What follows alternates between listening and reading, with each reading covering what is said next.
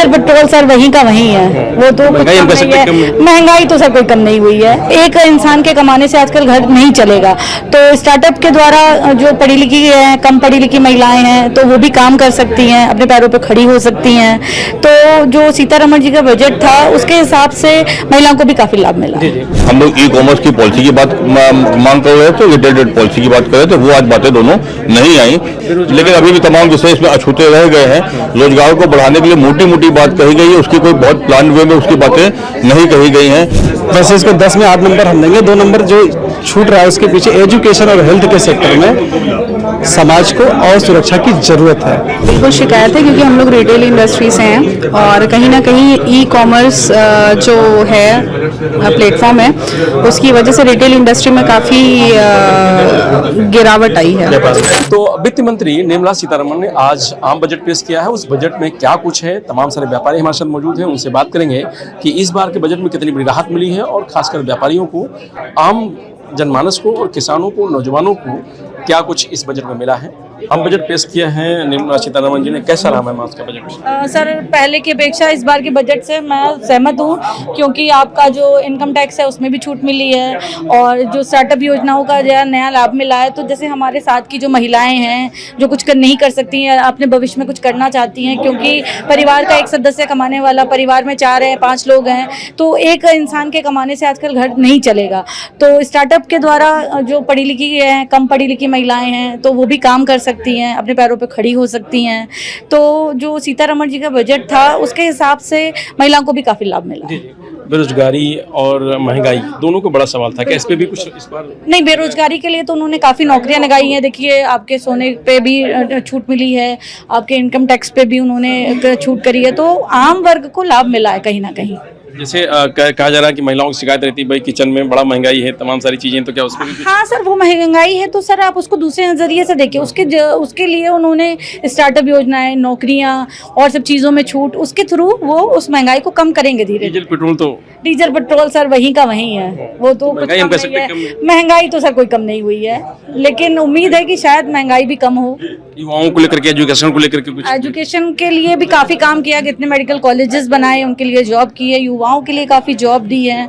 तो ऐसा नहीं है कि सरकार अपनी तरफ से काफी अच्छा काम। किसानों की बात रहती है, किसान को भी काफी है। देखिए आपका जो कर्ज माफी, जो लोन ले लेते थे आपके जो साहूकार वगैरह ले लेते थे, टैक्स देना पड़ता था ये वगैरह, तो उससे भी उनको काफी लाभ है। ये व्यापारियों को क्या मिला है, कुछ बताएंगे? व्यापारियों को तो सर बस इतना कह सकते हैं, स्टार्टअप योजना बनाई है उसके थ्रू है, नौकरियां आई हैं और आपका जो इन्होंने टैक्स माफ कर दिया है, जो इनकम टैक्स कर दिया है कम, उसी से लाभ है। कुछ ऐसी भी उम्मीद थी जो नहीं हुआ, कुछ मलाल है उसको लेकर कुछ शिकायत? सर देखिए 100% कोई नहीं होता, 100% हम भी नहीं है।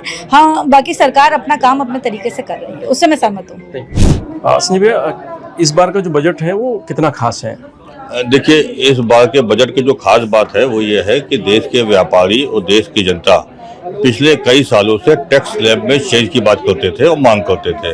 आज वित्त मंत्री जी ने काफी सालों के बाद जनता की ये मांग पूरी की है। आज टैक्स स्लैब में चेंज आया है 0, 5, 10, 15, 20, 30। वास्तव में इसकी आवश्यकता थी। इससे लोगों की कागज पे आमदनी बढ़ती हुई दिखेगी। कागज पे आमदनी बढ़ेगी तो लोगों की परचेसिंग कैपेसिटी बढ़ेगी। परचेसिंग कैपेसिटी बढ़ेगी तो मार्केट में लिक्विडिटी बढ़ेगी और इससे गवर्नमेंट को जीएसटी भी बढ़ेगा, इनकम टैक्स भी बढ़ेगा, सभी को इसका लाभ होगा। हाँ, उत्तर प्रदेश आदर्श व्यापार बोर्ड की 2-3 मांगे थी।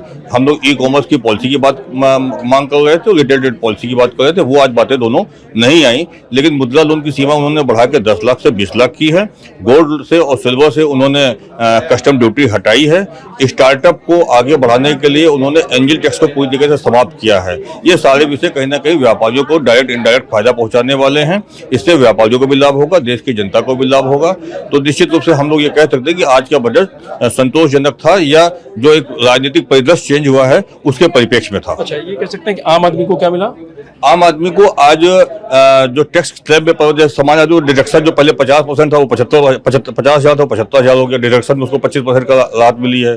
साथ ही साथ जो टैक्स स्लैब था उसमें चेंज होने से अब उनके 10 लाख तक की इनकम पे उनको उतना ही टैक्स देना पड़ेगा जितना 7 लाख पे देना पड़ता था। तो लोग अपना इनकम टैक्स ज्यादा से ज्यादा बढ़ा के दिखा पाएंगे।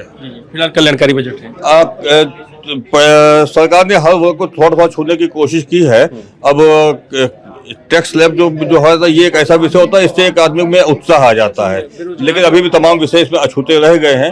रोजगार को बढ़ाने के लिए मोटी मोटी बात कही गई है, उसकी कोई बहुत प्लान वे में उसकी बातें नहीं कही गई हैं। स्किल डेवलपमेंट की बात उन्होंने युवाओं को कही कि 1 करोड़ युवाओं को स्किल डेवलपमेंट देंगे। आज उन्होंने आंध्र प्रदेश और बिहार की बात ज्यादा कही, उत्तराखंड की बात ज्यादा कही, उत्तर प्रदेश की बात ज्यादा नहीं आई। जी जी, बेरोजगारी महंगाई का भी बहुत बड़ा इशू होता है, तो क्या उसको लेकर के भी आपको लग रहा है इस बजट में कुछ ऐसा हुआ है? नहीं, उसको लेकर के इस बजट में नहीं हुआ है। कल जो आर्थिक सर्वेक्षण इकोनॉमिक सर्वे की रिपोर्ट आई थी, उसमें सरकार ने माना भी था कि यहाँ खाद्य पदार्थों में महंगाई बढ़ी है, लेकिन कुछ नहीं बजट अभी बजट में उसके लिए। तो ये संजय जी थे जिनका कहना है कि भाई कुछ मांगे हमारी थी जो नहीं पूरी हुई हैं। बजट कल्याणकारी है, लेकिन तमाम सारी चीज़ें हैं जो भी अछूती हैं, खासकर महंगाई और बेरोजगारी को लेकर के बहुत कुछ बजट में नहीं कहा गया है, न किया गया है। आम बजट में महिलाओं के लिए जो खास है वो ये है कि इन्होंने स्टार्टअप्स की बात की है, महिलाओं के लिए जॉब्स की, नौकरियों की बात की है, तो वो थोड़ा सा ठीक लगा, क्योंकि कहीं ना कहीं महिलाएं जब सशक्त होंगी या महिलाओं को नौकरी मिलेगी तो थोड़ा कहीं ना कहीं परिवार भी सशक्त होगा, परिवार आगे बढ़ेगा तो समाज होगा तो देश होगा, तो ठीक है। और व्यापारी को जो स्लैब्स हैं उनमें जो चेंजेस आए हैं, तो जो मिडिल क्लास के व्यापारी उनके लिए तो थोड़ी राहत की सांस है। महंगाई बेरोजगारी का बड़ा मुद्दा रहा है, तो क्या उसको भी लग रहा है आपको कुछ इस बार के बजट में रहा है? बिल्कुल, महंगाई में जो कुछ चीज़ों पे इन्होंने सर्विस चार्जेस कम किए हैं, तो उससे कहीं ना कहीं सर्विस चार्जेस कम होंगे तो महंगाई कम होगी।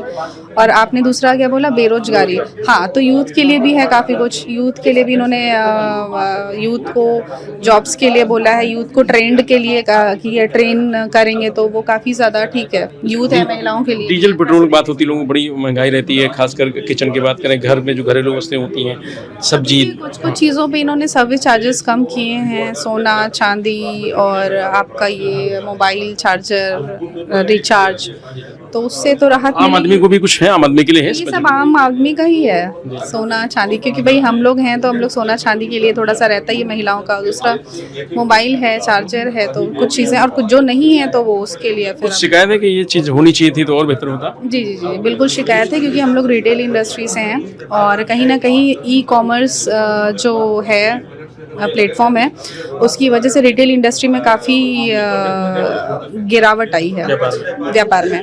तो हम लोग वही चाह रहे थे कि थोड़ा अगर कुछ हमारे रिटेल इंडस्ट्री के लिए कुछ होता इस बजट में, तो मतलब कुछ था। वहाँ निराशा लगी? हाँ हाँ, ये आप लोगों की मांग थी? मतलब हाँ, मांग तो थी। चलिए, तो तमाम सारी चीज़ें हैं जिसको बजट में रखा गया है, लेकिन कुछ ऐसी एक आध मांगे हैं व्यापारियों की जिसमें उनको नहीं हो पाया है, तो उसको लेकर के शिकायत भी है। सर, क्या कुछ खास रहा है इस बजट में और कितनी उम्मीदें थी? नहीं, ये बजट जो है पिछले जो 10 साल के बजट से बहुत अच्छा बजट माना जाएगा। पिछले 10 साल का बजट जो है वो इंफ्रास्ट्रक्चर और देश के डेवलपमेंट पे समर्पित बजट था। ये वाला बजट मुझे लगता है देश के आम जनमानस को समर्पित बजट है, चाहे वो युवा हो, किसान हो, व्यापारी हो, मध्य वर्ग हो, मतलब एक तरह से देखा जाए सबके लिए इन्होंने कुछ न कुछ दिया है। एक तरह से आर्थिक और सामाजिक सुरक्षा देने का भी इन्होंने प्रयास किया है, तो जितनी इसकी तारीफ की जाए उतना कम है।